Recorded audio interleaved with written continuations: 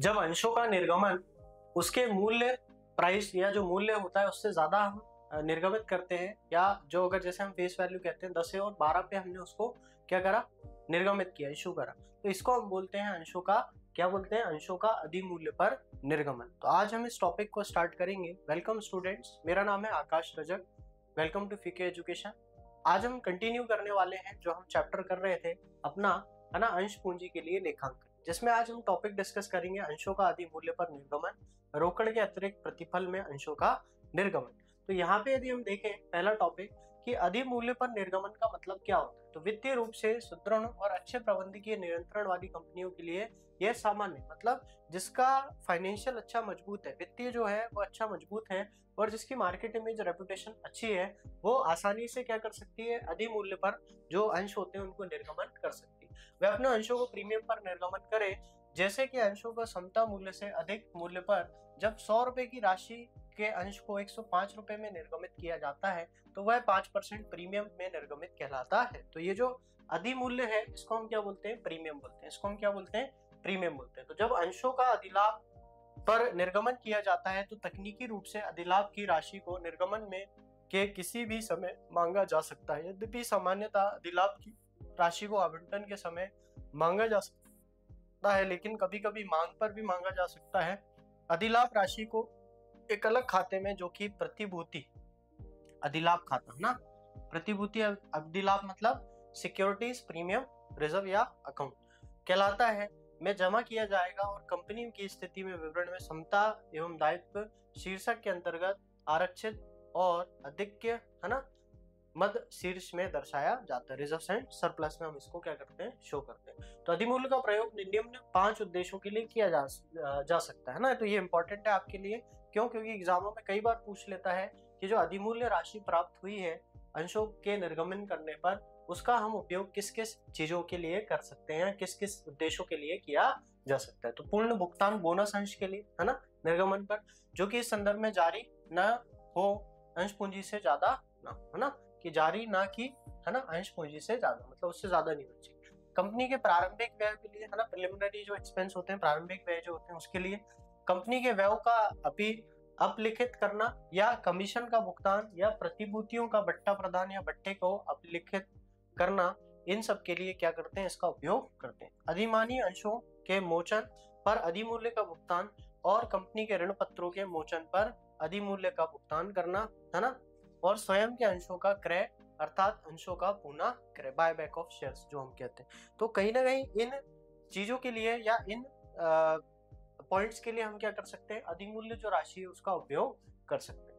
इसके बाद यदि हम बात करें आवेदन के साथ अधिमूल्य अगर मांगा गया, तो आवेदन के साथ यदि मांगा जाएगा तो हमेशा हमें याद रखना है कि जो हमारी ड्यू एंट्री होती है ना, ड्यू मतलब जो दूसरी एंट्री होती है जहां पे हम पूंजी खाते में पैसा ट्रांसफर करते हैं, उस वाली एंट्री में हम इसको शो करते हैं। तो यदि हम बात करें पहली एंट्री की, तो बैंक खाता अंश आवेदन खाते से, और दूसरी अंश आवेदन खाता अंश पूंजी खाते से, और प्रतिभूति प्रीमियम आरक्षित खाते से। तो इससे हम क्या करते हैं, क्रेडिट कर देते हैं। अगर यही कब मांगा गया, आवंटन में मांगा गया, तो फिर हम ड्यू एंट्री में शो करेंगे प्रतिभूति प्रीमियम आरक्षित खाता, है ना, अंश आवंटन अंश पूंजी खाता, और फिर इसके बाद बैंक खाता अंश आवंटन खाता।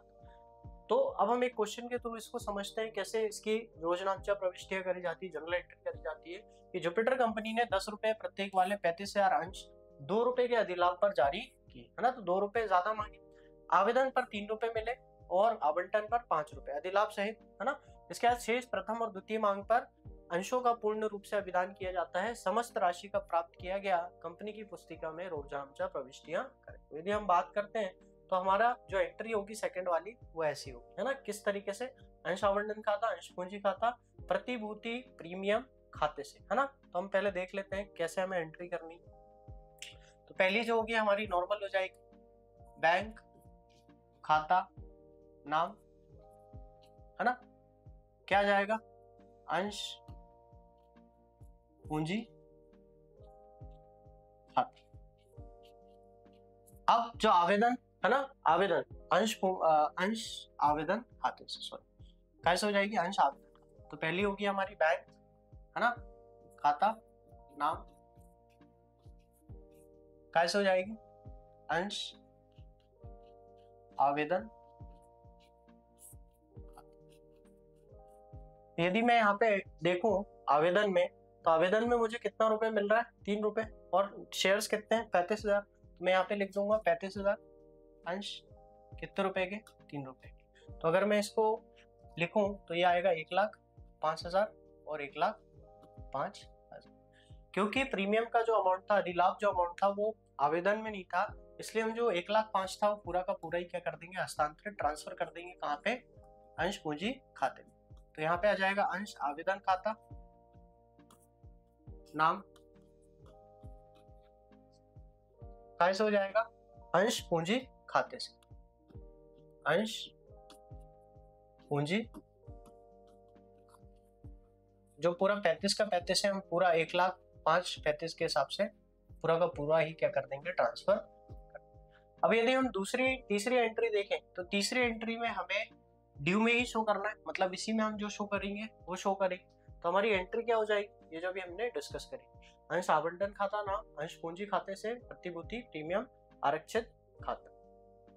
तो तीसरी एंट्री क्या हो जाएगी, अंश आवंटन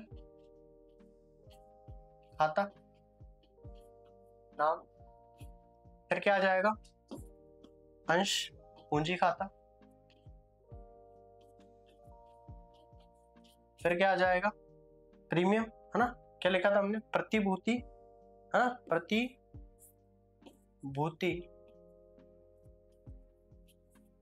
प्रीमियम, प्रतिभूति प्रीमियम खाता।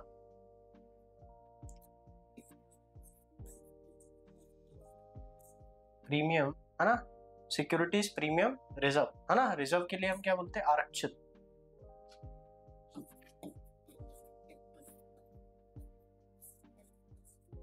अब देखिए 5 रुपए का था टोटल, जिसमें 2 रुपए का प्रीमियम था, तो ये कितना हो जाएगा, 3 + 2, तो यहाँ पे आ जाएगा 3 × 35,000।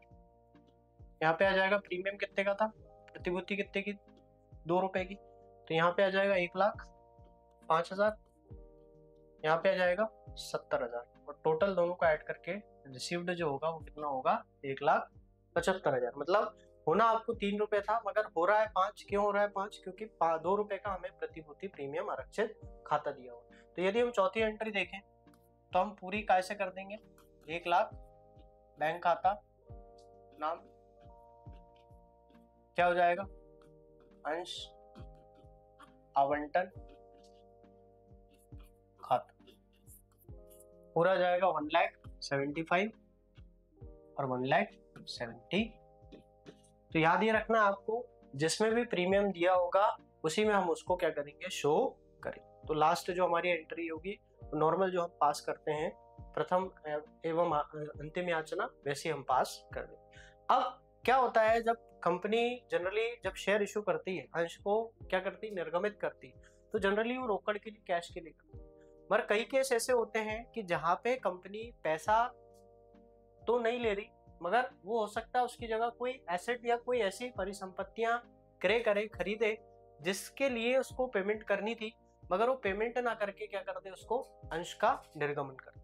तो सिंपल मतलब है, जैसे मैंने कोई एक मशीन खरीदी और उस मशीन की कॉस्ट 1,00,000 रुपए आई, तो मैं क्या करूं, उस 1,00,000 रुपए के बदले उस पर्सन को जिसको मुझे पेमेंट करनी है, उसको 1,00,000 रुपए ना देके अपनी कंपनी के 1,00,000 अंश दे दूं। इसको हम बोलते हैं क्या, रोकड़ के अतिरिक्त प्रतिफल में अंशों का निर्गमन। तो जहां कंपनी उन विक्रेताओं जिनसे उसने परिसंपत्तियां क्रय की है के साथ समझौता करती है, तो भुगतान के रूप में कंपनी के पूर्ण प्रदत्त अंश लेने के लिए सहमत होते हैं। सामान्यतः इन अंशों का निर्गमन के लिए किसी प्रकार का रोकड़ नहीं लिया जाता। इन अंशों का सममूल्य पर, अधिलाभ पर या भट्टे पर भी निर्गमित मूल्य जिस पर निर्गमित किए जाएंगे और विक्रेताओं को दिए राशि पर निर्भर करती है, इसलिए विक्रेताओं को निर्गमित अंशों की संख्या का गणना इस प्रकार किया गया। निर्गम किए गए अंशों की संख्या कैसे करेंगे हम, जो भी देय राशि होगी अपन निर्गमन मूल्य डिवाइडेड बाय निर्गमन, मतलब जितने के वो शेयर्स क्या करेगा, इश्यू कर देगा। जैसे हम एक क्वेश्चन समझते हैं कि जिंदल लिमिटेड कंपनी ने क्या करा, हाई लाइफ मशीन लिमिटेड से 3,80,000 के में एक मशीन का क्रय किया, है ना, खरीदा।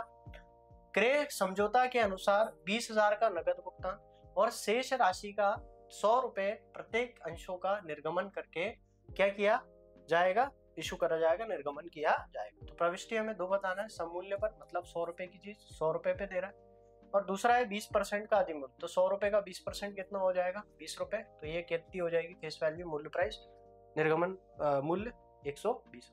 तो हम यहाँ इस क्वेश्चन को समझते हैं कैसे हमें करना है। तो पहली हमारी जो एंट्री आएगी वो आएगी, क्या खरीद रहा है, तो जिंदल लिमिटेड ने, है ना, कंपनी ने हाई लाइफ मशीन लिमिटेड से 3,80,000 की एक मशीन खरीदी। तो सिंपल है, यहाँ पे हमारा पहली जो एंट्री होगी वो जाएगी मशीन, खाता नाम, है ना, क्या हो जाएगा, जो high life machine company, vendor है ना, इसको हम बोलते हैं वेंडर, मतलब जिससे हमने क्या खरीदा, एसेट खरीदा। तो यहाँ पे लिख देंगे हम हाई लाइफ लिमिटेड, है ना, एलटीडी डाल देता हूँ, ठीक है। तो अब यहाँ पे खरीदी कितने की, 3,80,000, 3,80,000। अब यहाँ पे जो नॉर्मल एंट्री थी हमारी वो क्या होती थी, मशीन खाता जो भी नाम होता था, टू बैंक खाता, टू कैश खाता, क्यों, रोकड़ खाता, क्यों, क्योंकि तब हम कैश में पेमेंट करते थे। मगर यहाँ पे पहले हम क्या करेंगे, उस पर्सन का नाम लिखेंगे, वेंडर का नाम लिखेंगे जिससे हमने वो चीज खरीदी। अब हम अगली एंट्री में इसको क्या कर देंगे, इशू कर देंगे। क्या इशू कर देंगे, जो कि अभी हमने देखा शेयर, है ना। तो अब शेयर्स जब आप अंश जब आप उसको निर्गमन करोगे, इशू करोगे, तो यहाँ पे हाई लाइफ क्या हो जाएगा, हाई लाइफ, है ना, LTD limited, high life limited two, यहाँ पे देखिए कुछ पैसा उसने काय के थ्रू दिया, बैंक के थ्रू दिया, है ना। तो जब बैंक के थ्रू देगा तो कुछ पैसा काय में आ जाएगा, बैंक खाता, और कुछ पैसा के वो क्या कर रहा है, अंश, तो यहाँ पे क्या आ जाएगा, अंश पूंजी। देखिए 380 की इसको पेमेंट करनी थी, जिसमें उसने क्वेश्चन में बोला कि 20,000 की पेमेंट उसने बैंक के थ्रू कर। तो जो बकाया राशि होगी वो कितनी होगी, 3,60,000।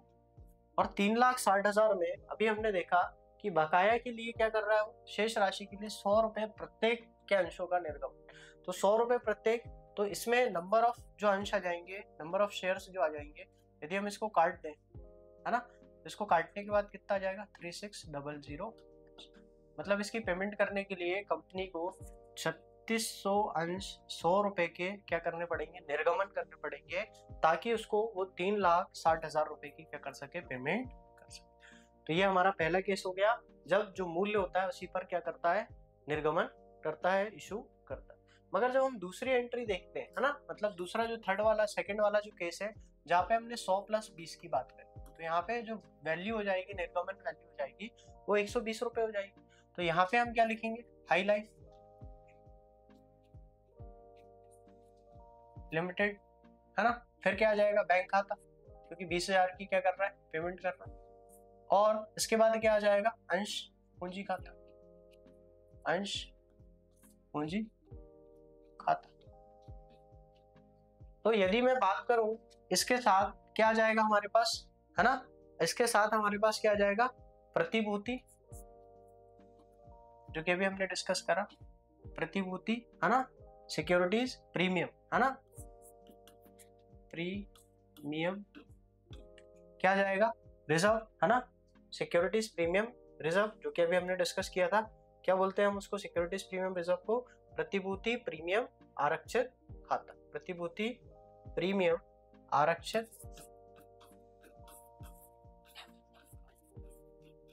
अब यहाँ पे हमारी केस अलग हो जाएगा, क्योंकि यहाँ पे वो जो निर्गमन कर रहा है वो प्रीमियम पे कर रहा है, तो बैंक खाते में तो 20 का 20 ही चला जाएगा। मगर अब जो वैल्यू होगी वो कितनी है, 3,60,000, और ये डिवाइड हो जाएगी 100 + 20, मतलब कितने से डिवाइड हो जाएगी, 120। तो यदि मैं इसको 120 से डिवाइड करूं, तो मैं इसको अगर काटूं तो 12 3 1 2 3,000, है ना। तो इसका मतलब है वो 3,000 अंशों का क्या करेगा, निर्गमन करेगा। 100 रुपए 20 × 3,000, तो यहाँ पे आ जाएगा 3 लाख, और यहाँ पर आ जाएगा कितना, 60। तो ये हमारा केस था, जहां पर हमने क्या देखा कि जब भी शेयर का अदर देन या फिर निर्गमन जो होगा वो कैश के अलावा होगा, है ना, मतलब रोकड़ के अतिरिक्त अगर प्रतिफल जो होगा अगर इशू करेगा, तो इस केस में हमें क्या करना है, इस तरीके की एंट्री पास करनी है। जहां पर हमने डिस्कस करा कि पहले तो वो जो भी परिसंपत्तियां खरीदनी होगी वो खरीदेगा, और उसके बाद उस परिसंपत्तियों की जब पेमेंट करने की बारी आएगी तो हो सकता है कुछ वो रोकड़ या बैंक के थ्रू पेमेंट कर दे, और बाकी जो बकाया हो उसका क्या कर दे, वो अंश का निर्गमन कर दे।